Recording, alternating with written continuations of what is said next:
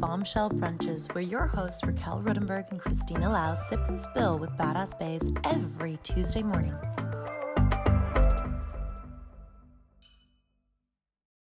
Hello, hello, darling bombshells. I am so excited to introduce you to one of the first human beings I knew outside of my family circle. We won't go into how we met. It was actually quite boring. But Gillian is one of my favorite people on the planet. She's a registered nutritional therapist, a functional medicine practitioner, and integrative cancer coach. Integrative cancer coach? Integrative. And is passionate about supporting people with cancer integrate nutrition and lifestyle medicine alongside standard cancer care. That's a lot of information.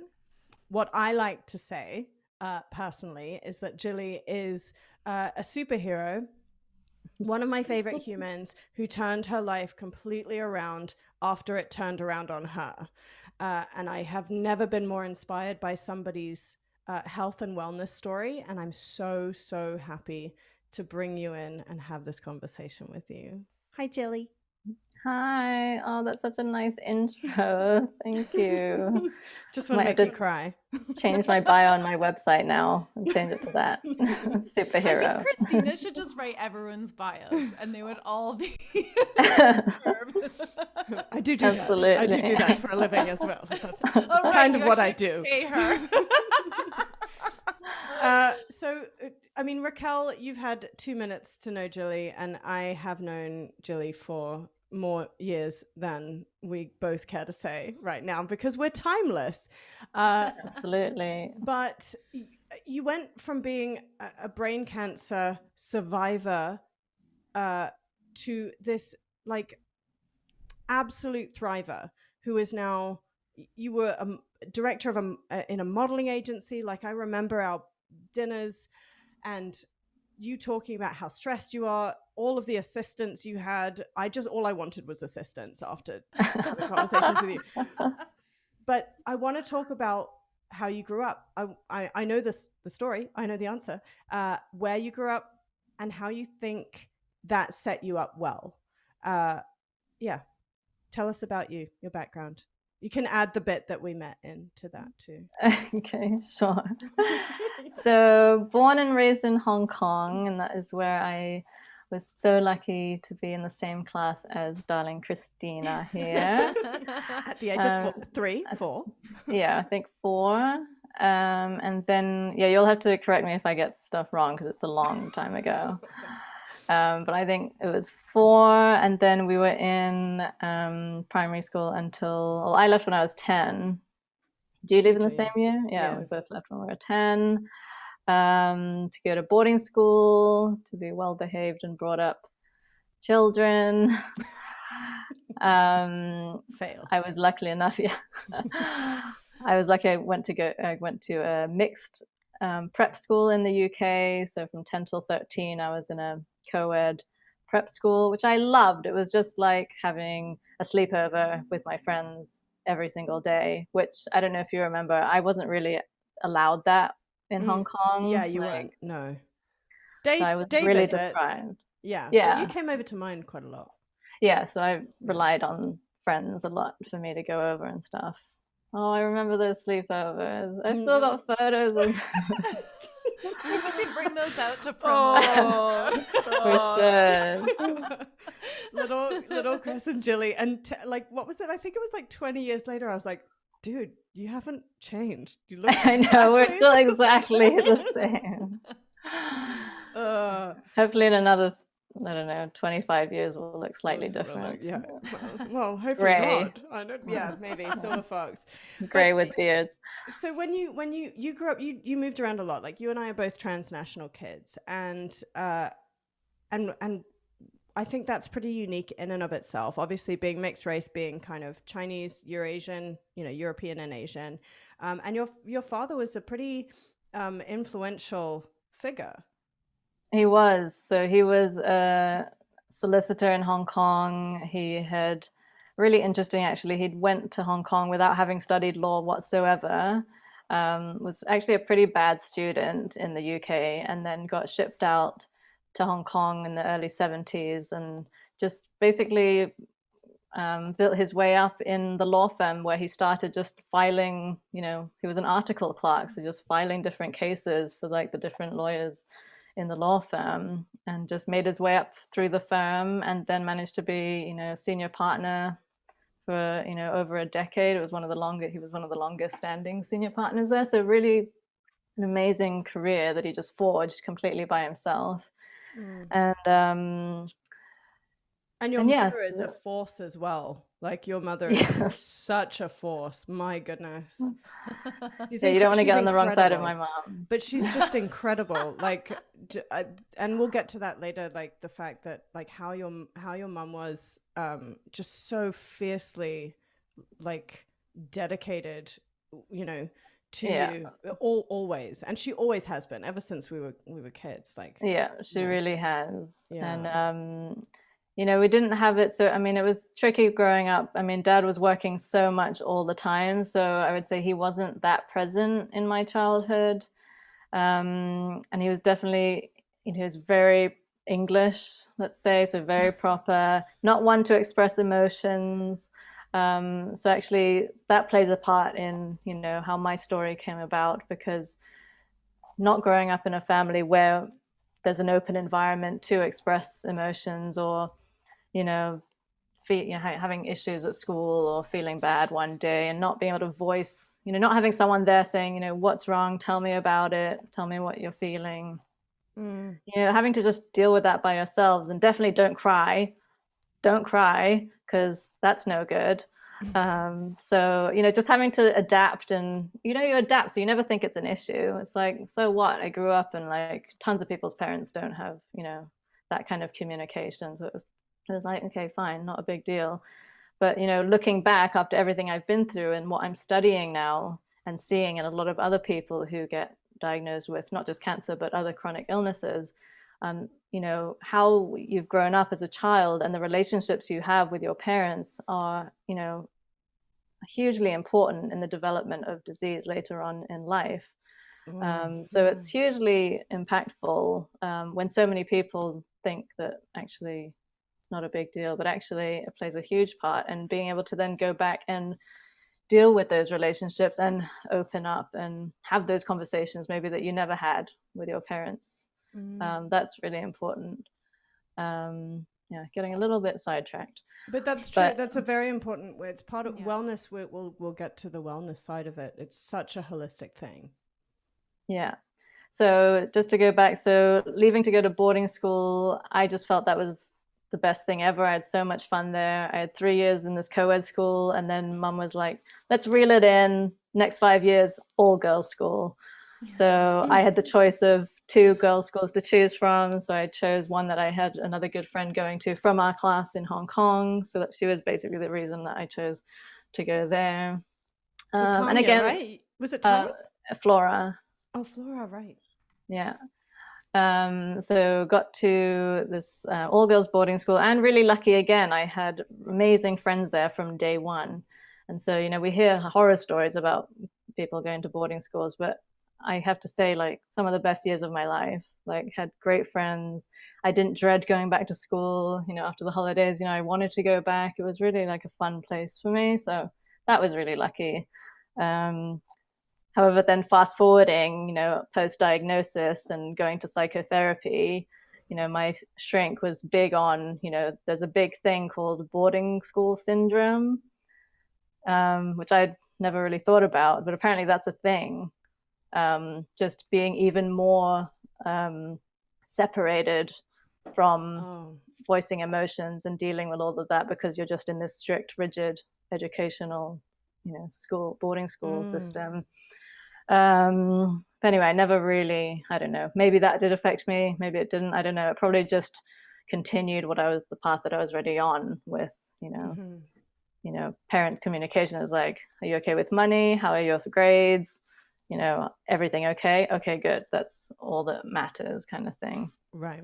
Which is fine. Like, every parent is just doing the best they can, right? So never looking back now with, wish they could be different. I mean, I've done a lot of psychotherapy work just to understand all of this, and just to be able now to have such a healthy relationship with my mom. I mean, obviously, I said I can't have it with my dad now, but just to be able to have that with my mom now, I'm so grateful. And that's a huge thing. Even though she was always there for me as a child, our communication, I mean, we had the typical mother-daughter, during the teenage years, terrible, everything I did just drove her, up the wall. And everything she said just drove me up the wall. So it was just the worst. But the fact that we've been able to evolve through that and then getting through the cancer and the death of my dad and just everything that we all had to go through. Yeah, put that in order. And I think that's really important because, I love that you say going back and talking to your family and talking to your parents, opening up channels of communication is so important. But I want to talk about how that, how you ended up then in Paris and then getting to that point and then lead me all the way up to the tumor. Yeah, okay. So we're now in all girls boarding school. So I'm there from 13 to 18. And this is, quite a strict boarding school, curfews and things. I was quite rebellious, I must say. So I would, yeah, I don't even know if I'm thinking about like, guess oh with shit. those glasses. It's so cute. And I know. It's such a lie. Gilly's she's not who you think she is. She's sneaky. Sneaky like her veins. Yeah, very sneaky veins. But anyway, so I was quite naughty and I was just kind of gagging for, like all of us teenage girls, male attention, but we're in an all-girls school, horribly self-conscious, but, just craving, having a boyfriend. And I don't know if you remember, but in boarding school, I really put on quite a bit of weight. So I was always quite chubby. And in my family, like my brother was the skinny one and I was the fat one. I mean, the nickname has stuck so far that I still get called Fat Girl as my nickname. In my family, even though now roles are reversed and it's totally the other way around now. So it's like George. karma will get you. Or at least your metabolism will. Yeah, exactly. Exactly. So yeah, quite a rebellious teenager. And so when I finished A levels, so 18 years old, getting all those exams out the way, I just wanted to move to Paris. Like it was a childhood dream. I'd met a guy also in Paris who I was going over to see. Nobody really knew about it. I had to like cause a lot of trouble with the school, like to get the permission to go over to stay with someone else's parents so that I could see him and things, and all very naughty. But anyway, so I was having glimpses of Paris during my final 2 years of school. And just falling in love with it more and more with every trip. And so, my A level, my best A level was French. And so, I got a star in French. I applied to university to study French literature. So I basically made my whole life about so that I could live in Paris. That's all that mattered for me at that age. And then it was like, oh, can I spend my gap year in Paris, please? I'd gotten into UCL, which is a really good university in London, but you can defer a year. So I was like, Mom, Dad, would you mind if I do a gap year in Paris? I'll go to university. I'll go to the American University in Paris and, study there for the year. That didn't really happen. I think I failed every module that I did that semester. I think I scraped like an F or something. And then after that semester, I was like, well, I'm not really learning much French here. So let me transfer to the Sorbonne, which, great reputable university, French university. And they had like a French language course. So I was like, well, let me do the second semester in like the language course. And that was only 6 hours a week of class. So this was just like, oh, perfect. 6 hours a week of class. I have the rest of the day to like do whatever I want in Paris. And so I was just living the ultimate life as a 18, 19-year-old, like living the dream, living on my own in Paris, in like, I started off in the 16th arrondissement, and then I moved in with a really good friend who was living in the 6th, so right in the center of Paris, where it's just, you know, the most beautiful, and just doing whatever we wanted. Like, we had no parental anyone stopping us from doing anything. I mean, can you imagine? I mean, looking back now, it's like, oh my God, so much bad stuff could have happened to us. Like, when we were catching up in London, when we both lived in London for a while, like Gilly would say things and I'd be like, holy shit, who are you? Like, who even are you? Living in cities, being city girls, like, you just blow the roof off it, don't you, sometimes? yeah, just trust, so much trust. Just like, yeah, I haven't met this person at all. He seems a bit off, but, you know, he's got a car. Let's hitch a ride back into the city with him. That's fine. You know, looking back, it's like, oh my God, three 18-year-olds, you know, wearing, you know, God knows, hardly any clothing. Oh my God. Just been at like an overnight rave, like all through the night, and then hitching a ride back to Paris. Like, I'm so sorry, Mrs. Bertram. I did not know Gillian. But me, I had nothing to do. We weren't even talking at that time. I just very want this naughty, to be really very clear naughty, and on the record. Okay. Yeah, I think she thought I was going through a spiritual crisis at the time. I think that's how she phrased it. And, you know, she probably wasn't far off, to be fair. It's quite an accurate description. But yeah, those were really fun times. And to be honest, that year and a half was, you know, I always said that's the best year of my life, and I just wanted to continue living that way forever. But then, you know, real life comes in. I had to go back to London, go back to uni. Got horribly depressed back in London because my dream was Paris. I was fixated on it. London at the time was pretty horrible. So not at all like how it is now. It's had a complete makeover. And so I did 1 year in London, and then I just did everything I could to get back to Paris as soon as possible, but in a legit way, so my parents wouldn't kind of kill me. And so I just transferred to another course, which was 3 years instead of 4 years, which meant I could have part of my second year in Paris doing like the exchange kind of not work experience, but studying abroad program. So did my 6 months. So changed university so I could go to Paris sooner, got to Paris, and then I was like, well, I'm not going back to London anymore. This is it. I'm staying here. So then I had to change university again to transfer to the one that I was studying at in Paris. So at the end of it, Mum was like, can you just stop changing course and just finish university and get your degree? And anyway, because everything in London, when you study French, is all taught in English, so you don't actually learn anything. And then finally I'm living in Paris. I'm like, oh shit, I can't speak French. And so I had to repeat a year. And so it took me a bit longer to finish uni compared to someone else. But that was great for me because it just meant more time as a student. And then it was after I finished that I got this job in the fashion industry in a model scouting agency. So similar to a model agency, but we're the ones that scout the girls before they even think about modeling, like when they're like 11 years old, and then we follow them for like a few years until they're like 14. Not creepy at all.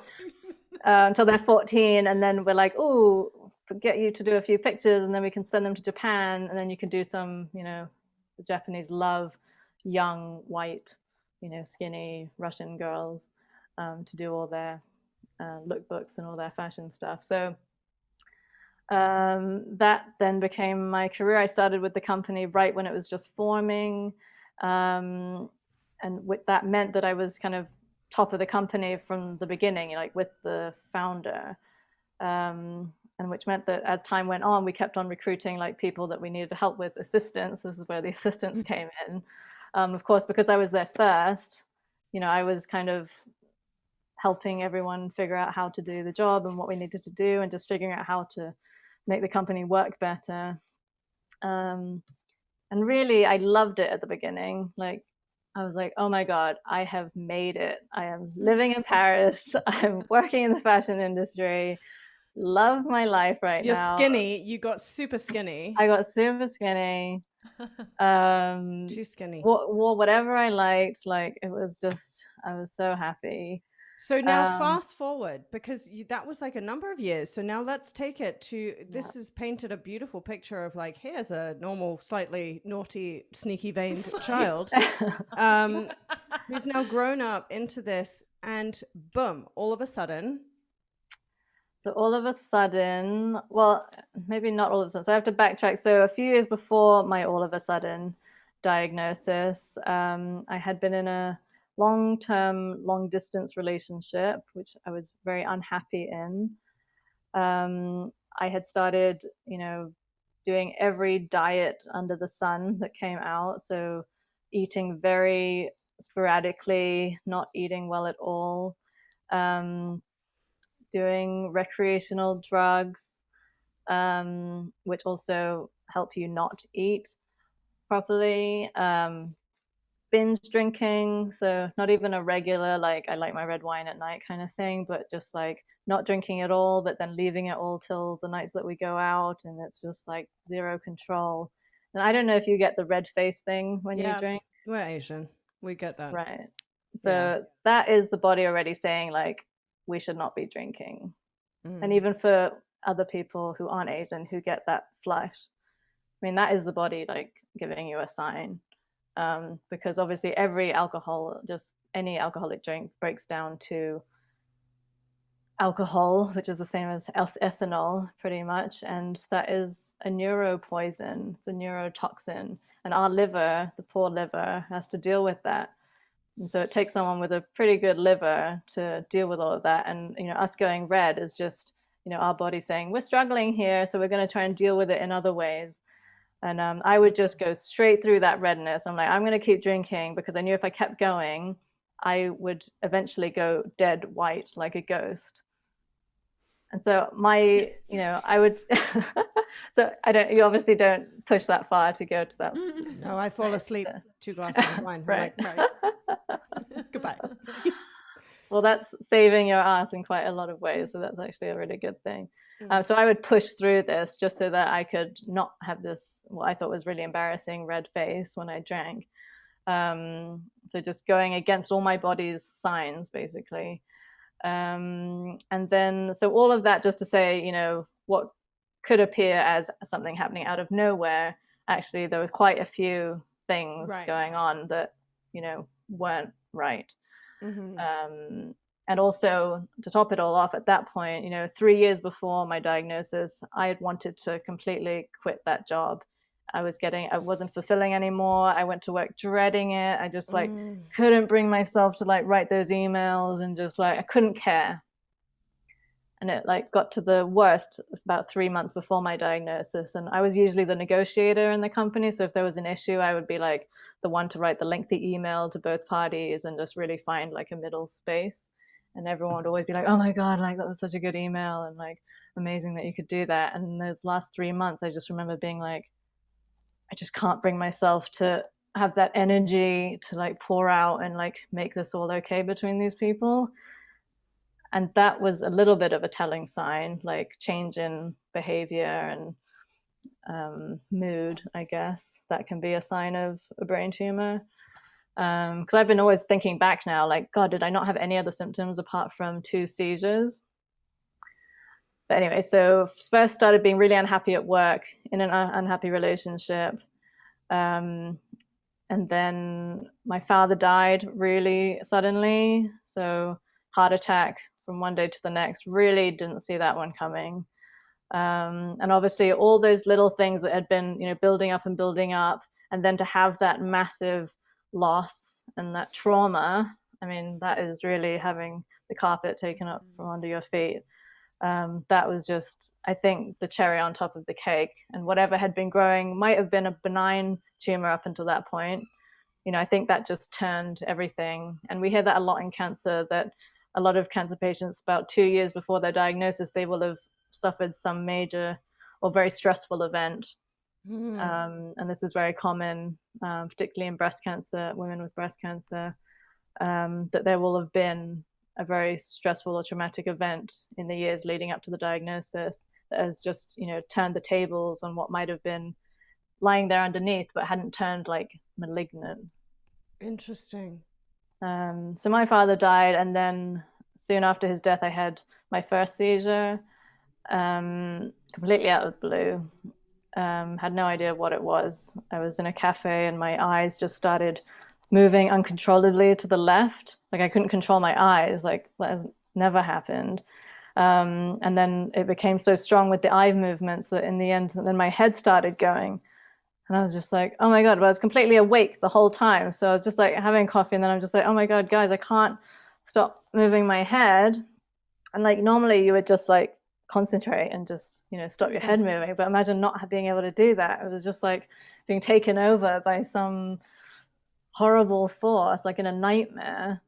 And so, but then, the boyfriend I was with at the time, he just like was really good. He just held me and calmed me down. And then it eventually stopped after like 30 seconds or something. So by the time the ambulance came, I was just like, I was normal again, just in shock, like what the hell just happened? And they said, they tested all my reflexes, everything's normal, everything's fine. But then I was like, well, I still want to go to the hospital because I want to find out what the hell that was. So they took me. But then the woman who was in A&E was moving to Australia like a week later. So her head was like not in the right place. So after she, analyzed my reflexes again, no one ordered a brain scan. And actually afterwards, I found out that actually if an adult has never had experience, like previous history of a seizure and manifests with a seizure, a brain scan should be ordered. But like none of that happened. So they just let me out of the hospital and just said, oh, it's probably, stress induced because you just lost your father. And that's a hugely stressful event. So they let me go, flew back to Hong Kong with his ashes, have the big memorial. And this is where like I find it really interesting, and I'm a big believer in everything happens like just the way it should. Even though horrible, I lost my father, but had he not passed away, when I was in Hong Kong, I would have not been sleeping in my mom's and dad's bed so that I would be close with my mom. And if I hadn't been sleeping in that bed, she wouldn't have felt the bed shaking when I was having my second seizure in my sleep. That was the only way that, if I'd been in my bedroom, in my bed, I would have just had that second seizure in my sleep, probably woken up the next day like normal and not known about it. But it was because I was in her bed. She felt the bed moving. She woke up, called an ambulance. They took me to hospital. And that's when, they scanned and they found the tumor. And Hong Kong has some of the best medical care. It really can have some of the best medical care. And so, that was, and then you got stuck in Hong Kong. Obviously, you couldn't fly, right? Yeah. So that was what, November? That was September, October? This was in September, mid-September at this point. And then so Queen Mary, which is where I was taken to by the ambulance, so it's a public hospital, and they said, well, this tumor is so big in the right frontal lobe here, and that controls like emotions and mood and higher thinking. They said, well, it's so big and you've got no other symptoms, so actually we think it's benign, so not an aggressive cancer. And so they actually said, go back to Paris and go back to work and come back at Christmas and we can do a biopsy, which is putting a needle in, taking a bit of tumor tissue out and testing it to see if it is cancerous. And so they were actually okay to let me go at that point. And it was only because a mutual friend, Emanuela, you remember? So she had a friend's dad who had, again, luckily, but obviously not lucky for the family, but had been through brain cancer and had found an amazing surgeon in Hong Kong. And so she was like, contact the surgeon. Okay, it's private, but at least get a second opinion. So that made total sense. So went to see him and he was like, it's such a big mass in your brain that I see it as a bit of a ticking time bomb. So my advice would be to have it removed as soon as possible, just to avoid, any future complications or risk anything else happening, especially going on planes, the pressure and all of that. And so I was like, hell yeah, like get me in there. And he is known as like one of the best surgeons, even worldwide, like not even just in Hong Kong. And he was also the kindest man also. So I just felt like, wow, this is really the person, if there is one going, who's going to be going into my head. And then luckily he actually was going to be traveling for the next 4 weeks, like going to America lecturing or something. So I said, okay, well, let's schedule the surgery 6 weeks from now so that you can do all your traveling, come back and get over your jet lag before you like go into my brain. So then we scheduled for, first days of November. So that's when I had my surgery. And Yeah. sorry, so what was your first thought? Like you find out you have this tumor. What are you thinking? Well, so I was waking up in the hospital after having this, seizure in the middle of the night, and then waking up to, you know, just thinking back to like how it was. I mean, it's just, family around, like my mom there, and people showing me like the scan picture, and it's like, Gilly, you have a tumor in your head. It's just like, what? It was just confusion, really, I think, the first few days. Because at this point, no one's mentioning cancer at all. No one like says the word. Like all it is lesion, mass. Sometimes I wouldn't say a tumor, but it was like shadow on the brain. Like no one's really saying cancer. So at the beginning, it really wasn't like I've got cancer. It was like, oh, there's a shadow on your scan, and we don't know what it is, and like beat around the bush kind of thing. And funnily enough, it wasn't until I went to see my nutritionist, and this must have been about 2 weeks later, and he was the first appointment. So yeah, he said right out, like, we got to attack this cancer. I was just like, whoa, like, okay, like hadn't really been thinking of it like that at all. So that was really interesting. And actually, I'm glad he did, because it really made me focus, like, okay, this is serious shit. This isn't just something that I can just think about as like nothing. And just so that everyone knows, like this was almost a quarter of the size of your brain. Like I remember when Declan sent me that scan. Yeah. It was huge. Yeah, it was really big. Yeah. And it was benign or thought to be benign to begin with, but like, yeah. Yeah, so it was only during the surgery that, they obviously removed some of it, and they could test it during the operation so that they could then know what it was before, sewing me back up. And so it was during the operation they actually found out that it was a grade 3. So it's grade 3 out of 4 types of brain tumor. And of a very aggressive form. So one that usually, if it does come back, it comes back as the grade 4. And for that, the life expectancy is like 18 months. And a lot of people don't even make that 18 months if it comes back as the stage 4, as a grade 4. Glioblastoma is the grade 4 type. So yeah, obviously it got really serious after the surgery, because then the surgeons were like to my mom and my brother, she's going to need chemotherapy and radiotherapy, just to prevent, even though we've got most of it, all visible signs of the tumor. What they did say is, these glial cells, so that's what the cells that the tumor has grown out of, as much as you can remove, they can remove as much as they can. And with brain tumors for this type, it's more like sucking it out, because it's like all jelly, basically, those cells.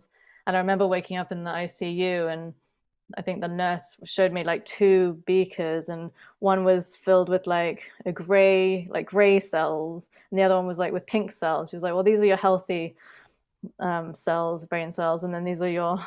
I might have dreamt all of this. I'm not even sure at this point. Sometimes I'm just like, did that really happen? But anyway, I remember like a huge difference between like healthy ones and, cancer cells. But yeah, whether that's even true, I don't know. But yeah, because the tumor was so big, but there was actually a division. It was divided in 2 parts, and there was like a septum, a bit like our septum in our nose.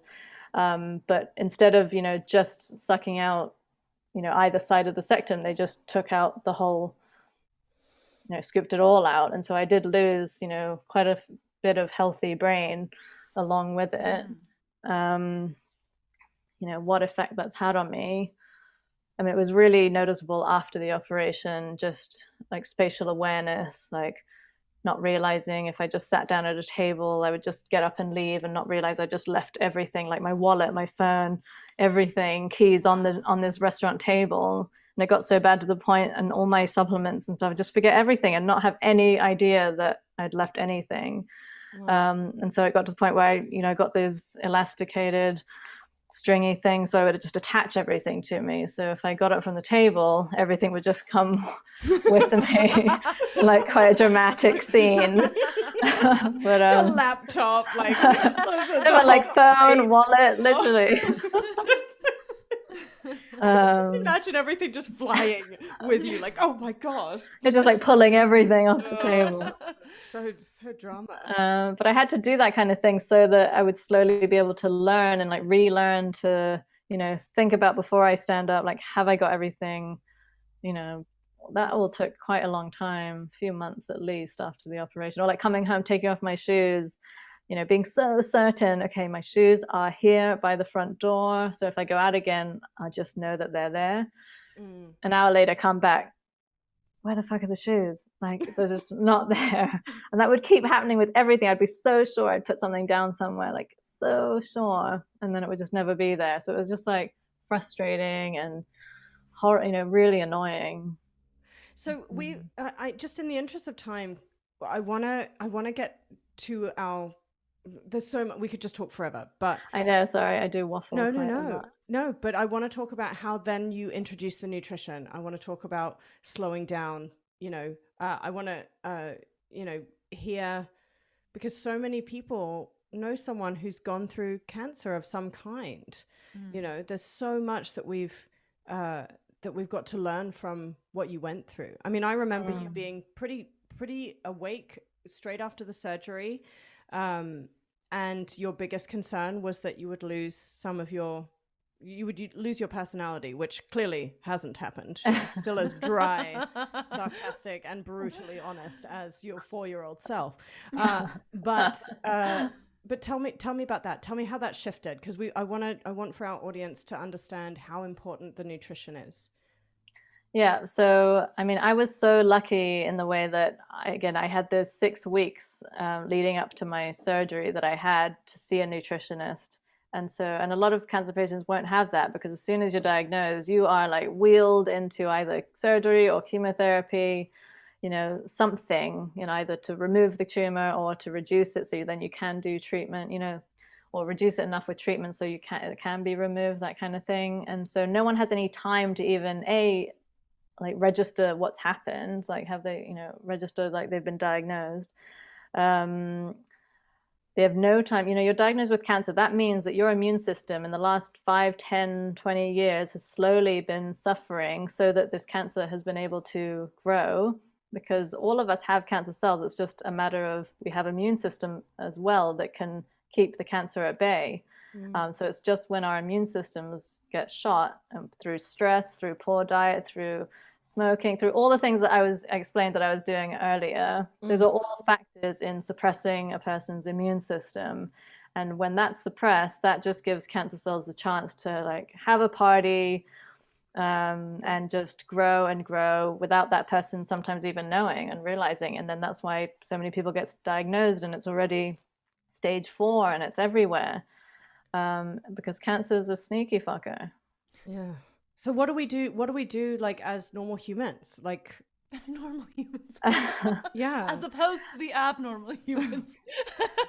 I mean, I would say a lot of it comes down to common sense, and a lot of, I say that recognizing that, me growing up, I could have said, I knew that smoking was bad for me. I knew that, drinking that excessively in one go is not good for you. We all know those kind of things, right? So it's keeping in check that you're not going and doing those things. And then on a much more general level, just making sure that you're maintaining adequate exercise, in the week, getting at least 3 to 4 days of exercise, mixing it up between, relaxing yoga Pilates style exercise, but then also making sure that you're getting your heart racing and pumping, even if it's for a short amount of time each day. I'm a big fan of just running up and down stairs, because a lot of us live in apartment blocks. So there's always like a stairway in the apartment block. So absolutely free. You don't need to join a gym. And with a lot of my clients, I'll just say, if you just have 15 minutes in your morning that you can fit in before you have your breakfast, because that's an important one. You want to be exercising on an empty stomach to really maximize doing exercise and, getting your metabolism going. Just 15 minutes, set a timer, put on a podcast, put on some music you want to listen to, and run to the top of the building as fast as you can. And for everyone, that's going to be different. So you just go as fast as you personally can go, all the way to the top. And then you're going to walk leisurely back down all the way to the bottom. And then you're going to run up all the way to the top again as fast as you can and walk leisurely back down to the bottom. And each time you're doing that, really, it's such a stress on your body running as fast as you can to the top, and then walking slowly back down is just telling your body, I'm okay, I can handle that. Actually, that was really hard going up. Like your heart will be beating like crazy. You'll be red in the face. You'll feel like you're dying by the time you get to the top. But then walking down, your body is realizing, wow, I could handle that stress. I'm okay. So each time you're doing that, your body is adapting to that stress because you're stressing it, but then you're relaxing. And that's why I think with strength training and all these bodybuilders, it's really important that they do like a recovery day after they've worked a certain part of the body, right? So it's the same thing, letting those muscles adapt to that stress that you've given them on the workout day. So this is a kind of a similar thing. And it just takes 15 minutes in the morning. So you just keep doing that up and down until that timer goes off. And, most people will be, drenched, really tired, and then you go shower and then you're ready for your day. If you want to push it a step further, have a really cold shower, and then you're activating all these anti-aging, boosting your mitochondria. You can get really Wim Hof about it. Yeah, exactly. Love Wim Hof. Well, but tell me about sugar then. Tell me about and also fasting. Like, have you fasted? So all the research on fasting wasn't out yet really when I was going through treatment, but now that I have clients who are going through chemotherapy and radiotherapy, the research is there showing that fasting can optimize the efficacy of chemotherapy treatments. Not just for brain tumors, but also for all types of cancer. And so do you fasting, mean like intermittent no, fasting? this is like just water fasting. Okay.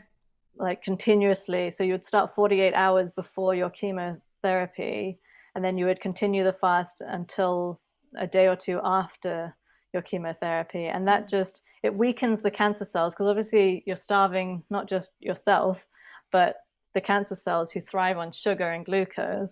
So you're starving them. So they become very weak. And then you're having your treatment after that. And so it's like a double whammy. You're weakening the cancer cells, and then you're hitting them with this hard chemotherapy treatment. And so it actually makes it work better, because the cancer cells are just going to gobble up all that chemo because they're so hungry. And so it's a way of just starving them and then feeding them the treatment. Yeah. Literally like fighting fire with chemo fire. Yeah, exactly. And then in some of the more integrative clinics, like what you find in Mexico, they will use that same approach, but they go one step further. So they'll, in a medically monitored environment, lower the person's insulin levels. So basically the same thing from fasting, just starving the cancer cells. But then because cancer cells use insulin as like the carrier to get the glucose and sugar into the cells, they then administer the chemotherapy, but a much lower dose with the insulin, and inject and give that with the chemotherapy. So they can use much lower doses, but because it's so targeted, because they've lowered the insulin in the patient, sometimes you can have such low amounts of low dose chemotherapy that you don't even have the side effects that normal people would have. Why isn't that elsewhere? Good question. Very good question. That's a whole nother podcast. Yeah.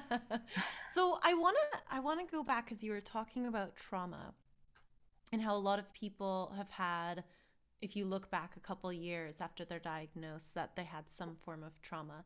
And we actually have an episode coming out tomorrow, like the real life tomorrow, not Uh-huh. for the listeners who are listening today tomorrow, Mhm. who is dealing with trauma in the body, Mm. and through movement, and she's got so many different things that she's working with. So Yeah, amazing. really amazing. And I think that's so interesting, looking at how trauma sits in the body. So it's not just physically like your muscles and aches and pains, but it's Yeah, not at also all. internally and all of that. So can you talk a little bit about that? And I don't know if you know this, but is there a difference in how people deal with trauma? Like maybe if they had trauma but were more emotionally equipped to deal with it in a better way, would that be creating less of an issue on their bodies? Yeah, so just to answer the second question first, so everyone is so different in how they're going to deal with stress, anxiety, trauma. And for me, it's really about helping that person find what works for them. How can we help that person release the anxiety, the stress, the trauma? And there's so many modalities. I mean, trauma release therapy is just one, where you actively shake the person like, fake it till you make it kind of thing, just like, you know, shake it out of the person almost. But then, there's talking therapy. A lot of people will do better with psychotherapy, talking therapy. Um, Massage therapy, someone will do so well with massage therapy with someone, my mom hates getting massage. I mean, who could imagine? Like, how can you hate massage? But like for some people, it makes them more stressed out than Yeah. other people who find it super relaxing. So we're all so different. So it's really about finding what works for you. But, with trauma staying in the body, absolutely. I mean, we all know about muscle memory. So why is it any difference with trauma? That gets trapped in our cells, not even just in our muscles, but in our cells. And there's actually a practitioner who's created this approach called the journey. And her name's Yes. Brandon Bays. You heard of her? Yeah. Oh, well, I've done a journey with Oh, you Sonal. have? Yep, I have. Oh, wow. It's pretty deep work. Yeah. But that's all about releasing those trapped trauma memories, like locked in your cells. And that lady who invented the journey, she had a football-sized tumor in her abdomen. And just through doing this, processing all these suppressed emotions and trauma from her early life, she got rid of the tumor purely just from doing that work. I mean, obviously, she must have cleaned up her diet and, drunk lots of water and, all the, really basic things. But yeah, she was able to do that just by clearing all those suppressed emotions and traumatic periods of her life by, I don't know if you remember, Christina, but it's a lot about, you're meditating and you're visualizing the event, and then you change the events as they're happening back in that point in your life. And then you come up from that having changed it, and you live your life now as if that never happened. Yeah. So you're reprogramming yourselves. There's so much that Ocean spoke about, and actually Sonal was talking about as well. Like, you get very vocal. It's important for you to be in a private place where you can yell and scream at people that you need to. Actually, I could probably get in touch with Sonal and get her on to talk about Yeah, that would be really good. And then there's so many others. Some people do a emotional freedom technique, otherwise known as tapping.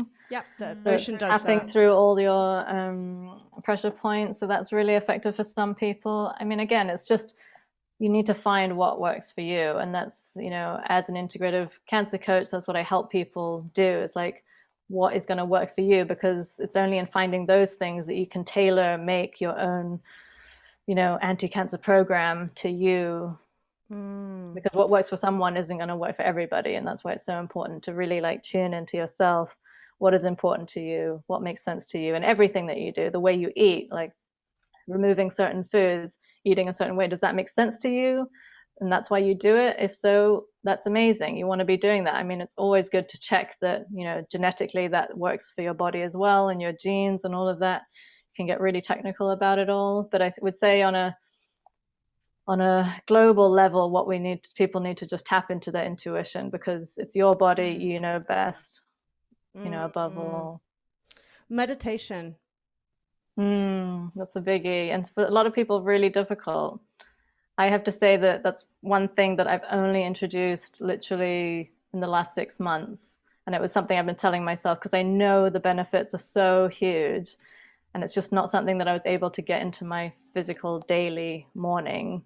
And I've had to merge it now with another thing that I do every morning just so that I can get it in there because it's just how many hours in the day? There's just not enough. So it's just about like, picking what's really important. And meditation was really important to me. I just didn't know how to fit it in. So now I only do 15 minutes a day, but I'm doing it every day. Yeah. And that makes the everything, that's the huge difference. It doesn't, if you do like 1 hour, every couple of months, like, yeah, that's great. But it doesn't matter how little you're doing, but if it's on a daily basis, I think that's most important. It's what you do every day that counts, not what you do once in a while. It's what you do every day that counts. Yeah, I love that. Gilly, how did you survive, thrive, and be such an epic human being through this crazy cancer? Like I remember the life expectancy conversation. I remember the personality conversation. I remember the recovery. What is it that, for other people who are suffering, who know people who are suffering, what did you do? What did you do that made you like, you look like you're doing everything that you want to be doing in your life. You have wonderful people around you and me. One of the most to annoy you. But tell me so that we can give other people some great hope, right? I mean, read as much as you can around every possible topic that you can find to do with cancer. I literally just read, and I still do. My fiance will say, oh my God, if you read one more cancer book, like before you go to sleep, how do you sleep after that? But for me, that's what keeps me going. I'm just so interested in it. And I think if people can get, shift their perspective on their cancer from a place of fear and move into a place of curiosity, like, why did I get this? Why did this happen to me? And start digging into your past and, into your, all the events in your life that have led up to this moment, and just become really curious and non-judgmental as well. And just being okay with, yes, I did all this, but that led me to now. And it's a place of growth, actually. Cancer is a wake-up call. You just need to try and figure out what it's trying to tell you. And I think if you can, such a difficult one to say, but like, enjoy the journey. It's this journey of self-discovery. I know so much more about myself than I ever did now.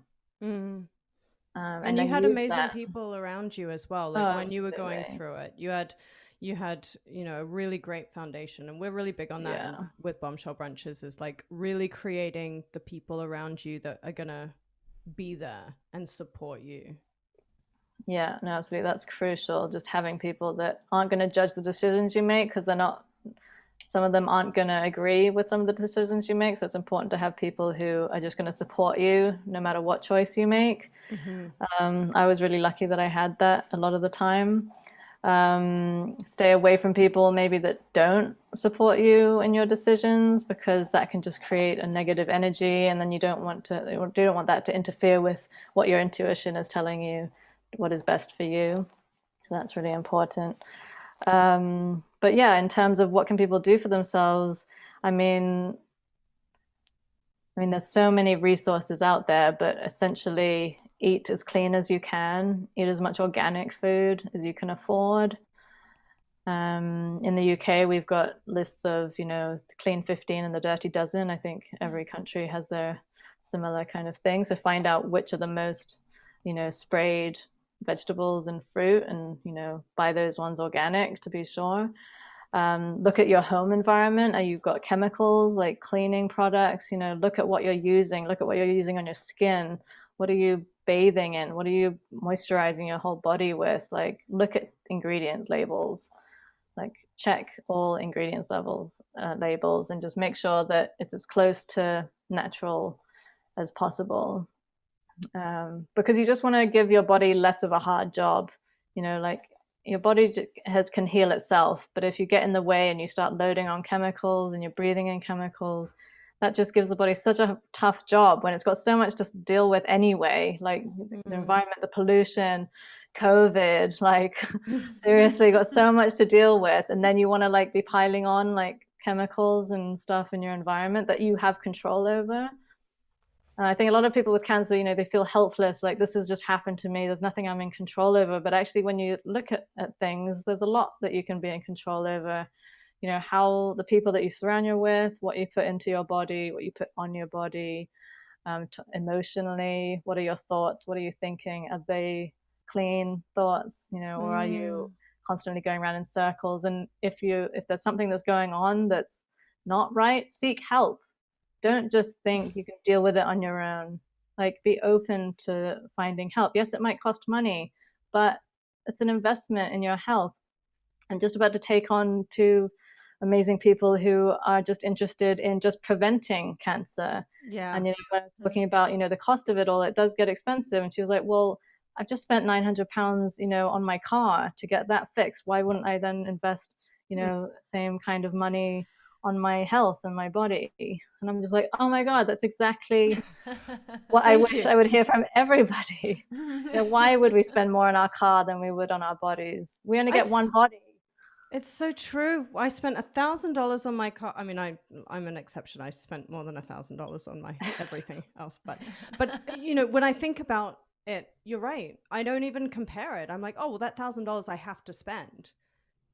But with my mind and my body, I'm like, oh, it's $250, or it's, you know, right. It's this much as, and I'm like, what? I need to reframe. That's a great reframe. Yeah, and believe me, it's much more expensive if you wait till it's too late. Yeah. Much more expensive. So prevention is key. It's just, yeah, it's frame of mind. You've got to get your head around it. Like, preventing, don't wait till it's too late. I think we're all so emotionally stunted too. Yeah, like I mean, it's not as, it's, I don't know. I think it's a lot of people grow up not really being in touch with their emotions. So when you were talking about that, I was really thinking back, and also to how it can affect the body and everything.